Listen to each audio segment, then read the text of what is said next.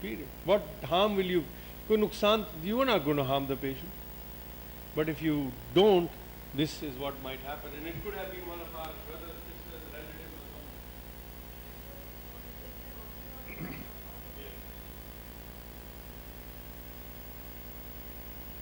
But then the radiologist CT scan report, I mean, end of the day, they are supposed to be experts in reporting CT scans. So even if I look at the CT scan, I'm useless as far as I'm concerned. I'm not going to do it. ऊपर भी जब laparoscopic किया, they did not do it open. laparoscopic किया, उन्होंने scientific investigation किया, उन्होंने कहा ये problem है. जब वो specimen को खोल के देखा, before closing, specimen में कुछ था ही नहीं, तो उन्होंने कहा ये क्या हो गया? मैंने कहा ये this is not, it's not possible that the tumor vanished. It's biopsy-proven adenocarcinoma. No, I agree with you. I think, but I'm not interested in the surgeon. As an endoscopist, as a colonoscopist, as a gastroenterologist, I'm worried about my report. If I give the right report, then Sharia, you can do whatever you want to. You can't put a blame on me. But I keep saying, do not put centimeters. This is an example that I want to give.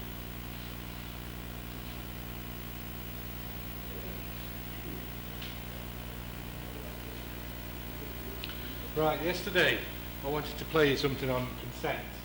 So, if consent, the moral of this is if consent is done correctly, then things will last a long time. I'll give you a copy for future reference.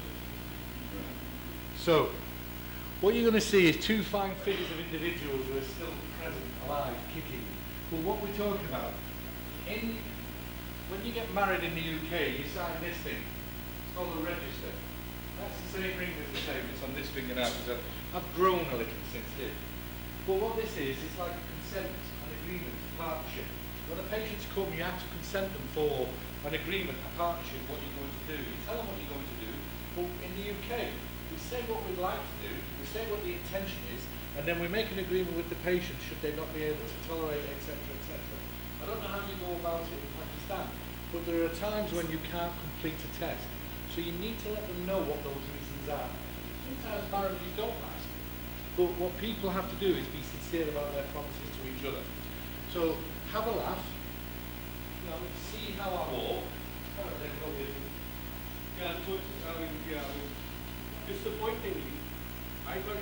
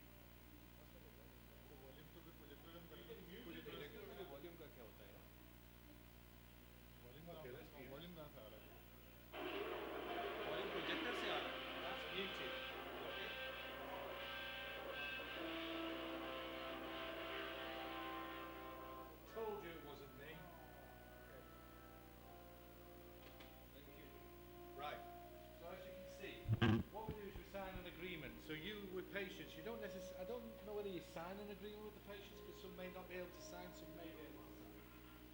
But just a few information, you see this dress? Jenna actually made this dress. herself. Herself.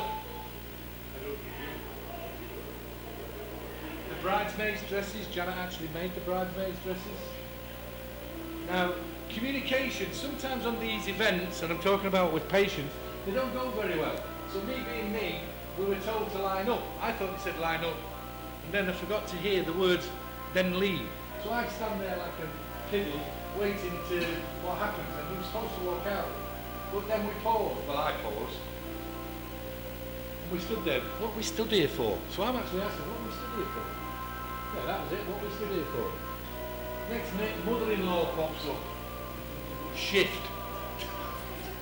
There we go, mother-in-law. Whoops. Off we go.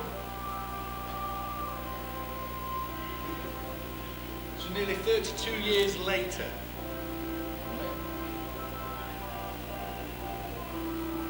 So what I want you to do is, while you're having a smile about this, and that, you know, just think about it. If you do something correctly, and you do something for the right reasons, and you do something with integrity and honesty, and stick to it, then you cannot do but be successful. And I think I've been successful. That's not because I want to show you this and say that's my wife. But what I want you to do is to say to you, if you actually think about patience, if you do it with integrity, do it with honesty, do the best that you cannot but be successful. Be it that you might not achieve what you've said that you're going to achieve, but that's life. That's what you've got to accept. And marriage is a real reflection of life. Doing what we do is a real reflection of life. Okay? That's what I was trying to get over. Thank you very much. So, we'll go now. Do you want a copy? Yeah. But where is the video? It's about what again? No, well, I'm playing PowerPoint. Video is actually... Do you want us to do jets? No, we do tomorrow.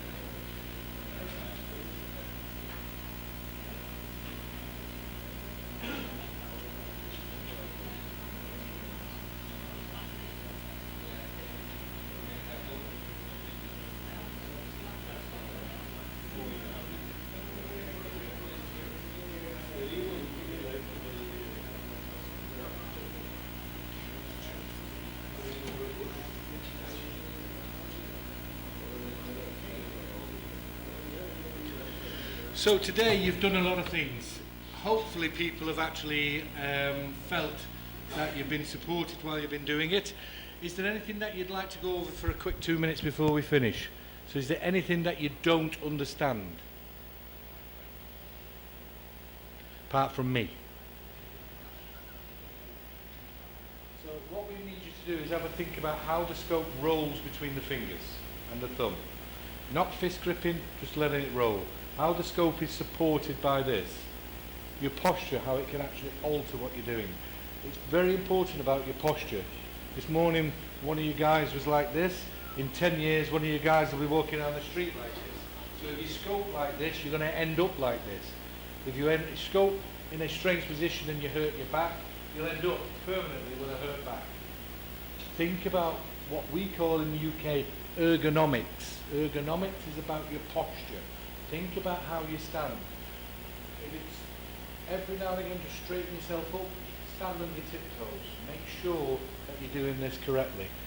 If you don't feel right, make the room adapt to you. Here it's very difficult, but in your own setting you might be able to do this. My setting I can adjust the environment. Your setting you need to adjust the environment. Think about it. Up on your tiptoes and make sure you can. The thing that we haven't touched on is trolley height. If the trolley is down here, you will drop your shoulder. If the trolley's up here, you'll lift your elbow. If your elbow's lifted up, you'll be pushing down. So again, you have to compensate for these things for fixed beds. But if you've got an adjustable bed, normally where your buckle sits, where your waistline is where you want the trolley. The reason for that is then you actually advance the scope in a straight line. And you can keep this absolutely parallel and symmetrical in what you're doing. So you can do it. If you want to actually advance, you turn your hips, turn your feet. So if you watch, what you don't see when you see my self-scope is that I do this. And it's onto the feet. So I want to actually move to the right, I do this. And then I do this. When I want to move, I'll step across, and that then increases the tension in the scope. I want to take it out, I'll step across. So my moving around isn't that I've got itchy feet, it's actually adjusting the scope. Work with it, try it out when it's safe to do so. But think about your posture. Trolley the correct height. Not too high, not too low. Make sure you can advance. Make sure you're square, but square to the advancement. Right? And look, if you want to put a lot of clockwise torque, the last place you need is your hand over the scope, because the scope will come up and bang on your forearm. If you're only applying a little bit of clockwise torque, it doesn't matter. If you're applying a lot of clockwise torque, your hand needs to go under the scope, so the scope will go this way. Yeah? If it's anti-clockwise, it's reverse. If it's only a small amount, it's fine. But if it's a lot, the hand needs to come over so you can actually do this. Yeah? Anything you want us to go through at all? No?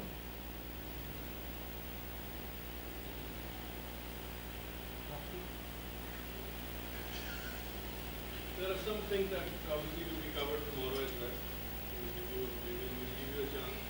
There's a lot of material in your folder. If you get a chance to read it, this is the time. So it's very difficult to go back and read. You're enjoying, you're understanding, you're passionate as well. This is a good time to read. Once you leave, then it goes into the shelf, and then something else goes on top of it, and then eventually it's forgotten. Do that.